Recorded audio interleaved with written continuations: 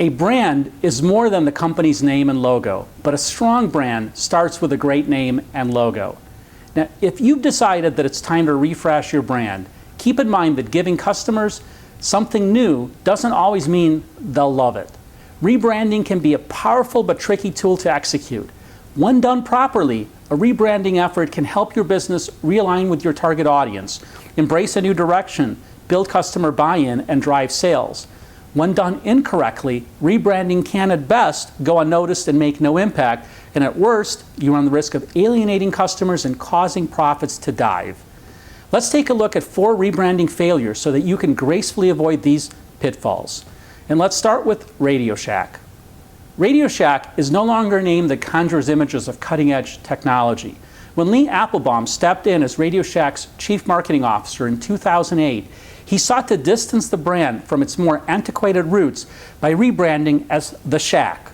Now, despite a new focus on wireless technologies in their retail locations to accompany the new name, RadioShack continued to decline and The Shack was abandoned. RadioShack had established itself as a resource for do-it-yourself electronics enthusiasts, and that consumer niche had kept them aloft for years. When they rebranded as The Shack, they turned their back on those hobbyists to pursue modern tech-savvy consumers. But the broader tech competition proved too stiff, and RadioShack filed for bankruptcy in 2015. How do you avoid repeating RadioShack's mistakes? Choose a new name, logo, and corporate identity that won't alienate your most profitable audience. And if you're going fishing for a new audience, make sure it's a fish you can catch. Now, even strong brands can fall flat with rebranding efforts. Tropicana is a good example. In 2009, Tropicana revealed a new packaging design for their pure premium orange juice. About a month later, Tropicana announced that they would return to the original design. What went wrong, and how did it happen so quickly? Let's take a closer look. The original Tropicana logo featured a unique signature design, an orange punctured by a straw. The logo implied that Tropicana's juice was fresh, undiluted, and direct from the orange. The singularity and playfulness of the orange and the straw made a very strong brand image. It was instantly recognizable on the shelves and had years to establish a relationship of trust with Tropicana's customers. The new packaging design discarded the time-tested logo and font and failed to replace them with much of anything at all. The new image for Tropicana's packaging depicted a large glass of orange juice, which unfortunately read as a flat orange gradient. The traditional Tropicana font was traded for a more streamlined modern font, and every last bit of recognizable character was lost. In trying to rebrand, Tropicana completely forgot about product identification and recognition. It's possible that some customers couldn't even find Tropicana on the shelves because of how stark the difference in packaging were.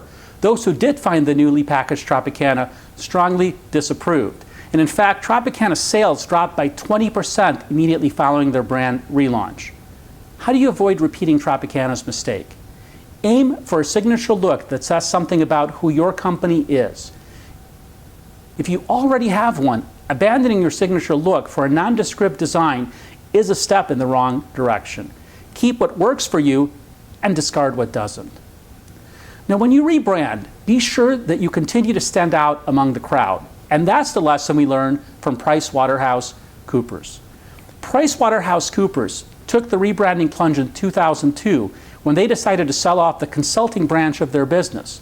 They chose to name their new consulting offshoot after a day of the week, Monday. That strangely vague and unrelated new name was met with immediate ridicule and was abandoned within a year. Now, there are 2 valuable lessons to be learned from this rebranding flaw. The first lesson is purely common sense. A name that has nothing to do with your business tells your audience nothing about your business, and consequently, nothing about why they should care. The second lesson is all about search engine optimization. Keeping the same business and domain name ensures that consumers can find you after you've unveiled your new brand identity. And it probably goes without saying then it's not a great idea to both change your website's domain name and select a new name that's so ubiquitous that your business will never be found in a Google search again. Monday is not specifically related to PricewaterhouseCoopers' financial consulting business, and it's not unique enough for search engines. Potential clients would have to go through pages and pages of Monday results before they finally found the one they were looking for, and they probably give up before that. How can you avoid PricewaterhouseCoopers' mistake? Uniqueness and specificity are key. Select a name that will allow your audience to find you in the online crowd. And if changing your name is part of your rebranding plans, choose a name that reflects who your company is and what you do. Test your rebranding efforts with potential customers before you roll it out, and that's the lesson we learned from Hershey's. Hershey's is a company well known for their sweet chocolate confections.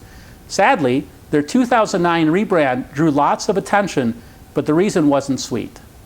Hershey's goal for their rebrand was to embrace their past while preparing for their future with a new, more modern logo design.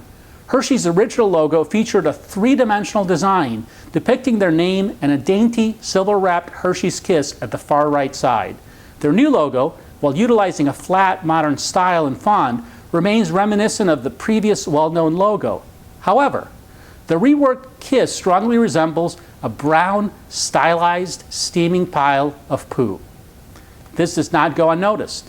It should come as no surprise that the Kiss emblem has been disconnected from the main logo and banished from Hershey's website. How can you avoid repeating Hershey's mistake? The first thing you should do is apply a critical eye to potential rebranding visuals. In a world dominated by social media, consumer opinion travels at the speed of light, making it even more important than ever to ensure that the face your business puts forward will not invite outright mockery or scorn. And this is actually one reason why crowdSPRING design projects offer free focus groups to let you test your design ideas publicly or privately with friends, customers, and the general public. Branding can be challenging, but a great logo does not have to cost thousands or tens of thousands of dollars. Consider enlisting the help of crowdSPRING's community of over 200,000 creatives who have worked with tens of thousands of businesses to create great brands and rebrands. crowdSPRING logo projects start at several $100s, including fees. Invest in your brand today to be more successful tomorrow.